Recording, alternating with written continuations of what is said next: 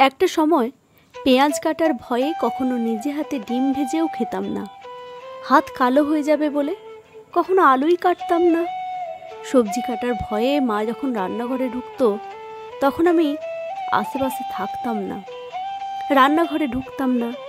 যদি হাত পুড়ে যায় আর পোড়া দাগটা থেকে যায়, যদি কি বিশ্রী ব্যাপার হবে। খাবার শেষে প্লেটটা টেবিলে রেখেই উঠে যেতাম।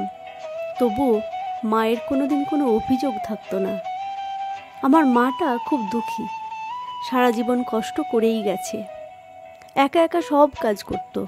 কখনো বলেনি আমার মেয়ে কোনো কাজ করে না, বরং বলতো আমার এই মেয়েটার কাজ করার প্রয়োজনই নেই।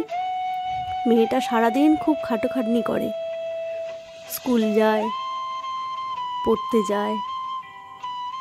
আজ যখন পেঁয়াজ কাটি, সবজি কাটি, আলু কাটি, রান্না করি, তেল ছিটে আসলে কখনো উফ করে শব্দ করি না। আর তখনই মায়ের মুখটা ভেসে ওঠে আমার চোখের সামনে।